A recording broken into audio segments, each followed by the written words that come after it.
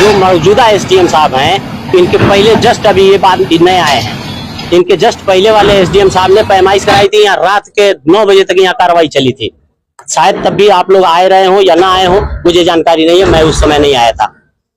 तो वो पैमाइश हुई, नापी गई, तो 33 डिसमिल जमीन जो है मस्जिद के पास है और 29 डिसमिल जमीन पर निर्माण है।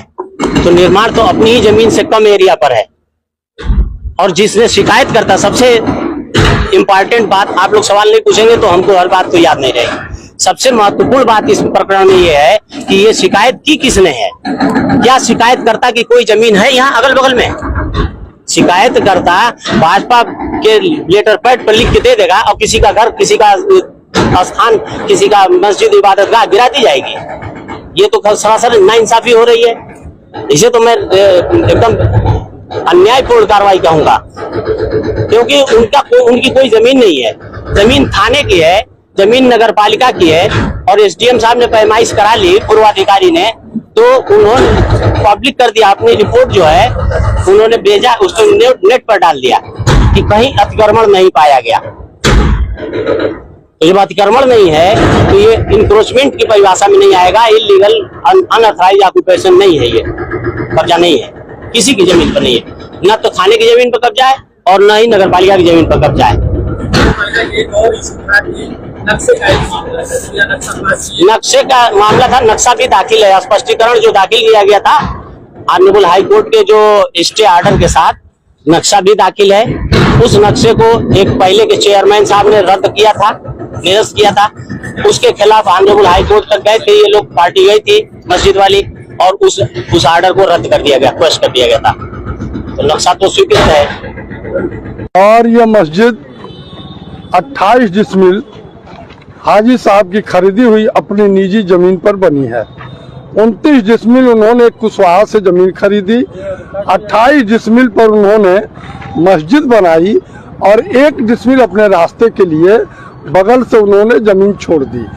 ये पूरी तरह प्रशासन शासन ने पूरी तरह अवैधानिक काम किया है और हम सुप्रीम कोर्ट जा रहे हैं।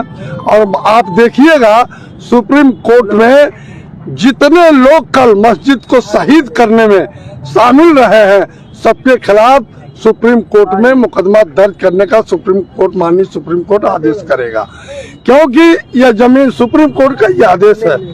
आप देखिए सुप्रीम कोर्ट ने आदेश दिया था इसको रोकने के लिए, और ये रूल्स है कि आप मस्जिद को शहीद नहीं कर सकते बिना किसी नोटिस के, लीगल नोटिस के। 8 तारीख को स्टे खत्म होता है और 9 तारीख को मस्जिद को शहीद कर दिया जाता है।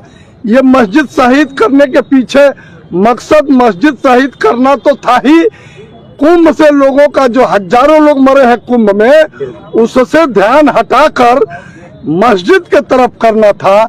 इसलिए प्रशासन ने ऐसा कृत्य किया। यहाँ पूरी तरह 10 थानों की फोर्स, पीएससी और एसडीएम सीओ कोतवाल मौके पर खड़े होकर इस घटने को अंजाम दिए हैं। मैं तो मांग करता हूं माननीय मुख्यमंत्री जी से कि अपने विशेष एजेंसी से इसकी जांच करा लीजिए। माननीय मुख्यमंत्री जी को भी गलत सूचना दी गई है और उनको भी गलत राय बताई गई है, उनको भ्रम में रख के इस काम को किया गया है।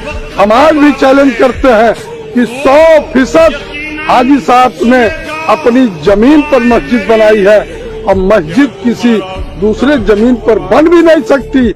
ये हम लोगों का धर्म अलाउ नहीं करता। इसलिए हाजी हामिद साहब कोई ऐसे व्यक्ति नहीं है दुनिया में जिनकी इज्जत और पहचान है।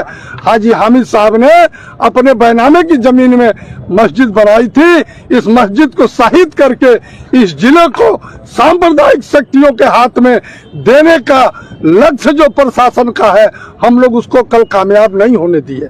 हम लोग कल मौके पर आ सकते थे, नहीं आए, इसलिए कि प्रशासन गोली चलवा देता, अपने सिपाही किसी को मार देता, अपने किसी गैर नागरिक को मार देता और कहता कि हाटा के मुसलमानों ने मार दिया, हाटा के मुसलमान मुलजिम हो जाते। अधिकारियों का कहना था कि हम नोटिस दिए थे। अधिकारी नोटिस जो कह रहे हैं वो पहले की नोटिस है। उस नोटिसों का जवाब, तीनों नोटिसों का जवाब दिया जा चुका था।